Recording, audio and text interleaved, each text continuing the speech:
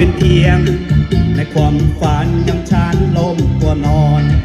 พอตื่นมาพันพบกับความหมายยังหายใจเลือกตัวยังเผาร้อนยังมีหวังเห็นดวงตะวันร้อนจะมัวนอนดังเคยอยู่ทำไมจึงมาเป็นวันพบพเนจรเที่ยวเร่ร่อนร้องเพลงและแสกที่เหลือกินเหลือเก็บเป็นส่วนเกินจะนำเงินสะสมรักษาดวงตา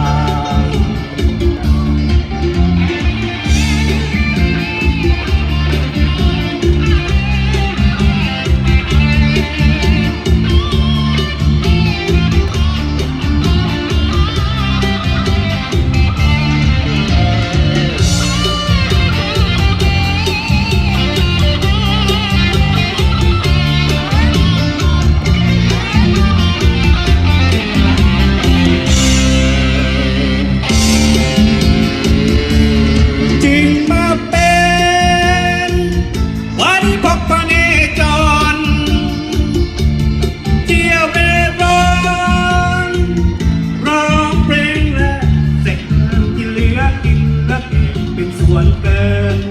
จะนำเงินสะสมรักษาดวงตา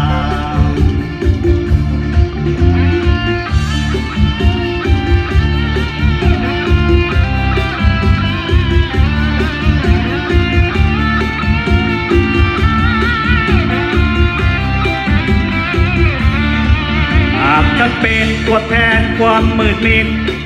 จะชดใช้ชีวิตที่เกิดมาเพื่อทดแทนทุกท่านที่เมตตาโดยนำพาเสียงเพลงสู่ผู้ฟังเป็นบทเพลงรสนี้และความหมายจะคู่กล้องร้องไกลไม่หยุดยั้งใจจะว่าร้องเพลงให้ค่อยฟังฉันว่ายังมีคนที่เข้าใจใครจะว่าร้องเพลงให้ค่อยฟังฉันว่ายังมีคนที่เข้าใจ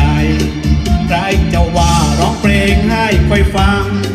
ฉันว่ายังมีคนที่เข้าใจ Thank you very much Happy Valentine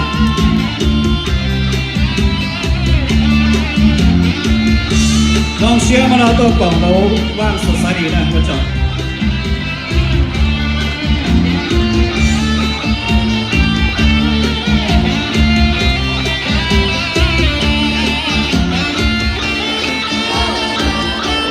와우, 지더리